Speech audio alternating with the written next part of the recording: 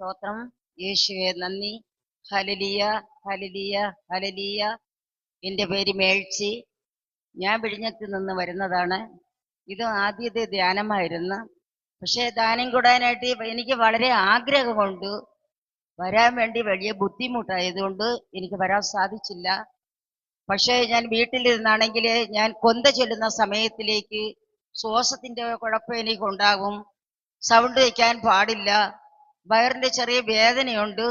അപ്പൊ കൊന്ത ചൊല്ലി അവസാനം ലുത്തിനിയൊക്കെ പഠിക്കുമ്പോഴത്തേക്ക് ഏറ്റുപറയാൻ എനിക്ക് പറ്റത്തില്ല. ശ്വാസം പിടിച്ചു പോകും.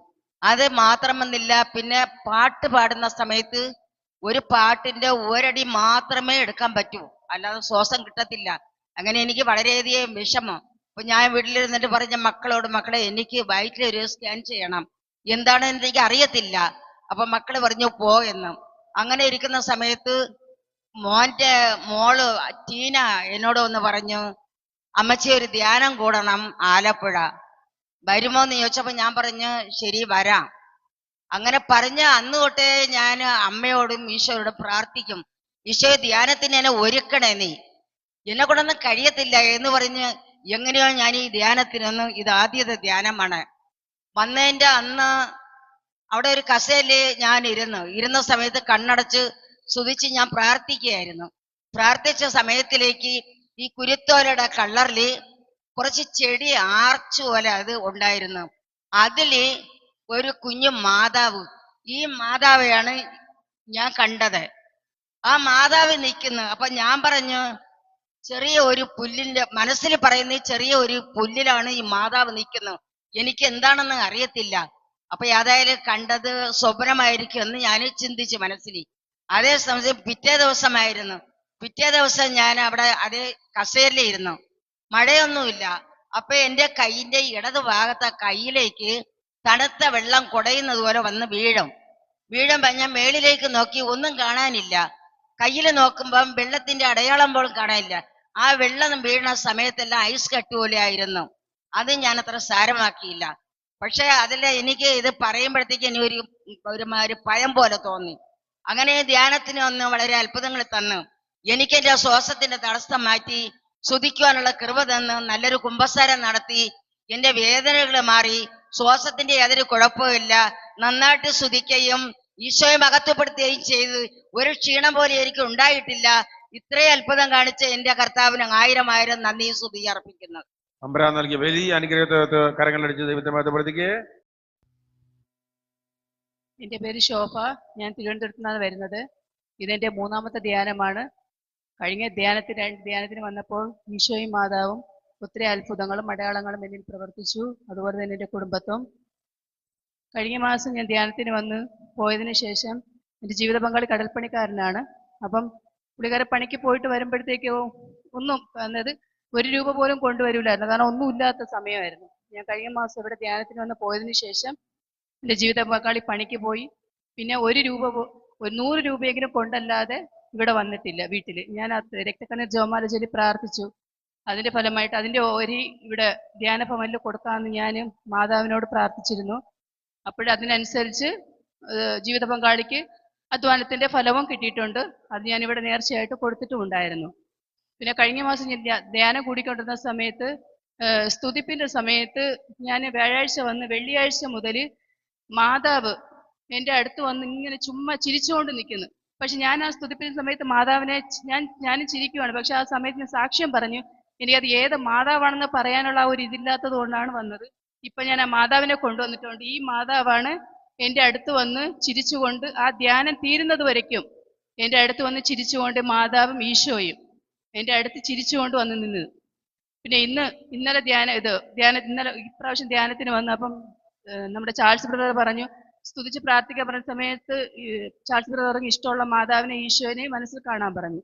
അപ്പൊ ഞാൻ പ്രാർത്ഥന സമയത്ത് എനിക്ക് ആ സമയത്തും ഈ മാതാവിനെ തന്നെയാണ് എനിക്ക് കാണിച്ചു തന്നത്. അപ്പൊ ബ്രദർ ചോദിച്ചു ഇയാൾക്ക് ഏത് മാതാവിനാണ്. അപ്പൊ ഞാൻ പറഞ്ഞു ഒരു നെറ്റിട്ട മാതാവ്, പക്ഷെ എനിക്ക് അറിയത്തില്ല അത് ഏത് പറയാൻ വേണ്ടിയിട്ട്. അപ്പൊ അതിനു വേണ്ടിയിട്ടാണ് ഞാൻ ഈ ചിത്രം കൊണ്ടുവന്നത്. ഈ മാതാവിനെയാണ് ഞാൻ ഇന്നലെയും കണ്ടത്. അപ്പൊ ഇത്രയും അത്ഭുതം. പിന്നെ അതുപോലെ എൻ്റെ സഹോദരൻ കുറെ വർഷങ്ങൾക്ക് മുമ്പ് അവൻ ഇതുപോലെ വരും പോകും. പിന്നെ ഒരു 3-4 മാസം അവനെക്കുറിച്ച് ഒരു വിവരം ഇല്ലായിരുന്നു. അപ്പൊ ഞാൻ കഴിഞ്ഞ മാസം ഇവിടെ നിന്ന് ധ്യാനം കൂടി, അപ്പൊ ഞാൻ കഴിഞ്ഞ അപ്പുറത്തെ മാസം ഫസ്റ്റ് ധ്യാനത്തിന് വന്ന് ഞാൻ ബ്രദറിനോട് ഇങ്ങനെ കാര്യങ്ങളൊക്കെ പറഞ്ഞായിരുന്നു അനുജനെ പറ്റിയിട്ട്. അപ്പൊ ബ്രദർ പറഞ്ഞ് പ്രാർത്ഥിക്കാന്ന് പറഞ്ഞു. അപ്പൊ ഞാൻ അതിനുശേഷം പോയ സമയത്ത് പോയി 3-ന്റെ അന്ന് ഈ കഴിഞ്ഞ ധ്യാനം കഴിഞ്ഞ് 3-ന്റെ അന്ന് എൻ്റെ സഹോദരൻ എന്നെ വിളിച്ചായിരുന്നു. അപ്പൊ അവനൊരു വല്ലാത്ത പ്രതിസന്ധിയിലായിരുന്നെന്ന് പറഞ്ഞു. അതുകൊണ്ടാണ് ഞങ്ങളെ 3 മാസം കൊണ്ട് ഞങ്ങളെ കോണ്ടാക്ട് ചെയ്യാനൊന്നും പറ്റിയില്ലായിരുന്നു പറഞ്ഞു. അപ്പൊ അതിനുമുമ്പ് ഞാൻ മാതാവിനോട് പ്രാർത്ഥിച്ചു, മാതാവ് എൻ്റെ ബ്രദറിനെ കുറിച്ച് എന്തെങ്കിലും ഒരു വിവരം കിട്ടുവാണെങ്കിൽ തീർച്ചയായിട്ടും ഞാൻ അവനെ ധ്യാന കേന്ദ്രത്തിൽ കൊണ്ടുവന്ന് ഞാനൊരു സാക്ഷ്യം പറയുമെന്ന് പറഞ്ഞായിരുന്നു. അപ്പൊ അതുപോലെ എൻ്റെ ബ്രദറിനെ കൊണ്ടുവരികയും ചെയ്തു. പിന്നെ മാതാവ് എൻ്റെ പ്രാർത്ഥന കേട്ടു. അപ്പൊ എനിക്ക് ബ്രദറിനെ ധ്യാനത്തിന് കൊണ്ടുവരാനും പറ്റിയായിരുന്നു. പിന്നെ അല്ലാതെ എൻ്റെ അമ്മ വിദേശത്താണ്, വീട്ടിലാണ് ജോലി ചെയ്യുന്നത്. അപ്പൊ കഴിഞ്ഞ മാസം അമ്മയ്ക്ക് വിസ തീരാനുള്ള സമയമാണ്. അപ്പോഴ് ജോലിയില്ല, നാട്ടിൽ തിരിച്ച് കയറി വരാനുള്ള ഒരു പാക്കിംഗ് ഒക്കെ കഴിഞ്ഞായിരുന്നു.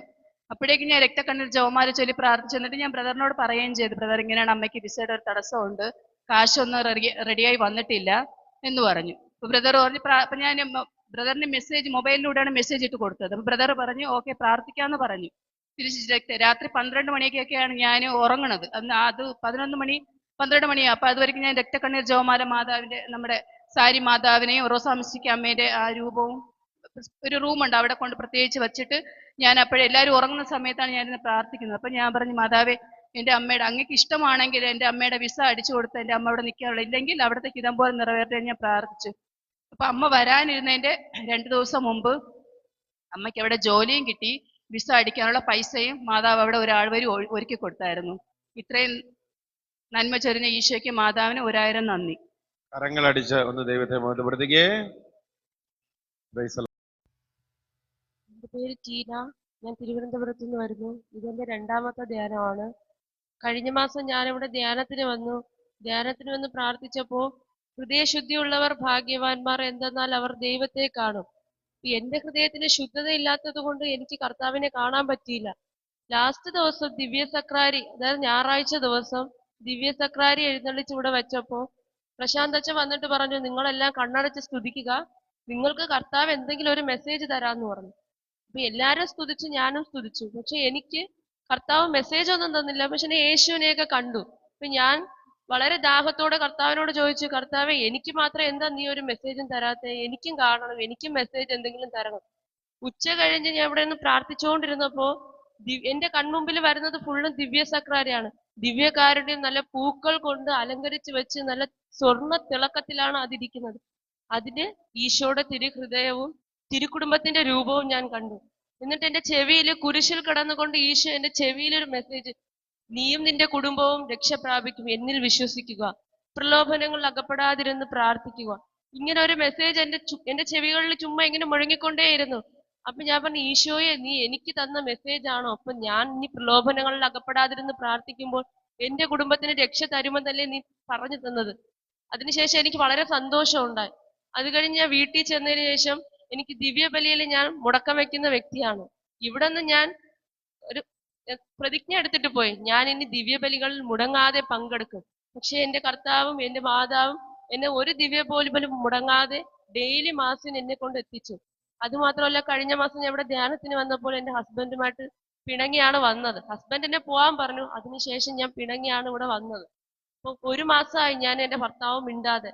അപ്പൊ ഇപ്രാവശ്യം എനിക്ക് ധ്യാനത്തിന് വരണമെന്ന് ഞാൻ അതിയായിട്ട് ആഗ്രഹിച്ചു. പക്ഷെ എനിക്ക് എന്റെ ഹസ്ബൻഡ് വിളിക്കുന്നില്ല, കാശിനൊരു വഴിയില്ല, പല തടസ്സങ്ങളും ഉണ്ടായി. എന്റെ അമ്മാവി പറഞ്ഞു, നീ ധ്യാനത്തിന് പോകണ്ട, ഒരു ധ്യാനം കൂടിയാ പോരെ, നീ എന്തിനാണ് എപ്പോഴെപ്പോഴും ധ്യാനത്തിന് പോണത്?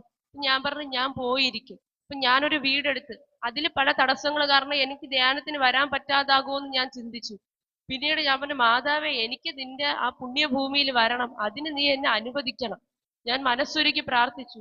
ഞാൻ ധ്യാനത്തിന് വരുന്ന തലേ ദിവസം എന്റെ ഹസ്ബൻഡ് എന്നെ വൈകുന്നേരം പ്രതീക്ഷിക്കാതെ ഫോൺ വിളിക്കുന്നു. ഞാൻ എന്ന് രക്തക്കണ്ണീർ ജപമാല ചൊല്ലുമ്പോൾ പ്രാർത്ഥിക്കും, എന്റെ ജീവിത പങ്കാളി എന്നോട് സംസാരിക്കണം, അവർക്ക് മാനസാന്തരം കിട്ടണമെന്ന്. ഞാൻ ധ്യാനത്തിന് വരുന്നതിന് തലേ ദിവസം ഇവര് വൈകുന്നേരം എന്നെ വിളിച്ചപ്പോ എനിക്കൊരു ടെൻഷനായി, കർത്താവേ എന്നെ ധ്യാനത്തിന് വരണ്ടാന്ന് പറയാനായിരിക്കും വിളിക്കുന്നത്, ഓൾറെഡി മിണ്ടാതെ ഇരിക്കുന്നു. ഞാൻ വിളിച്ചപ്പോ പറഞ്ഞു, എനിക്ക് ധ്യാനത്തിന് പോകണം, ഞാൻ ധ്യാനത്തിന് പോകും. അത് നീ എന്തിനാണ് പോണത്? ഞാൻ പറഞ്ഞു, എനിക്ക് പോയേ പറ്റൂ. ശരി, എങ്കിൽ നീ ആരെയും കൊണ്ടുപോകണം? ഞാൻ പറഞ്ഞു, മക്കളെയും കൊണ്ട് എനിക്ക് ധ്യാനത്തിന് പോകണം. പുള്ളി ഒരു തടസ്സവും പറയാതെ ശരി പൊയ്ക്കോ എന്ന് പറഞ്ഞു. മക്കളെ കൊണ്ടുപോയാൽ നിന്നെ പ്രാർത്ഥിക്കാൻ വിടുമോ? ഞാൻ പറഞ്ഞു, അത് സാരമില്ല, ഞാൻ അവിടെ പോയിരിക്കും, എനിക്ക് പോകണം. അപ്പൊ മാതാവിന്റെ അടുത്ത് ഞാൻ ആദ്യമായിട്ട് ആഗ്രഹിച്ചപ്പോ മാതാവ് എന്നെ ഇവിടെ കൊണ്ട് എത്തിച്ചു. ഇവിടെ വന്ന് ഈ മാസം ധ്യാനം കൂടിയപ്പോ നമ്മുടെ ഈ റോസാ മിസ്റ്റിക്ക് അമ്മയുടെ ഈ ജപമാലയുടെ ഈ മുത്ത് ഞാൻ ഇവിടെ ഇരുന്ന് ഒരു വചനം പറഞ്ഞിട്ടിരുന്നു. ഞാൻ നോക്കിയപ്പോ ആ മുത്ത് ഭയങ്കര തിളക്കം. എന്നിട്ട് ഞാൻ എന്റെ കണ്ണ് ചിമ്മിട്ട് ലൈറ്റിന്റെ വെട്ടമായിരിക്കുമോ? പക്ഷെ അത് ലൈറ്റിന്റെ വെട്ടമല്ല, നല്ലതായിട്ടൊരു പവറാണ് എനിക്ക് ആ മുത്തിൽ നിന്ന് ഫീൽ ചെയ്തത്. അതുമാത്രമല്ല ജിൻസ് ബ്രദർ പരിശുദ്ധാത്മാവിന്റെ അഭിഷേകം നിങ്ങളിൽ നിറയുന്നു, പരിശുദ്ധാത്മാവിന്റെ തീജ്വാല നിങ്ങളിൽ വന്ന് അനുഭവിക്കുമെന്ന് പറഞ്ഞപ്പോ എന്റെ ശരീരം മൊത്തം എനിക്കൊരു സൈഡിൽ നിന്ന് ചൂടെന്ന് പറഞ്ഞ വല്ലാത്തൊരു ചൂട് എനിക്ക് അനുഭവപ്പെട്ടു. ഇത്രയും അനുഗ്രഹങ്ങൾ തന്ന മാതാവിന് കോടാനുകോടി നന്ദി അറിയിക്കുന്നു. നന്നായി കരങ്ങളടിച്ച് ദൈവത്തെ മഹത്വപ്പെടുത്തിക്കേ.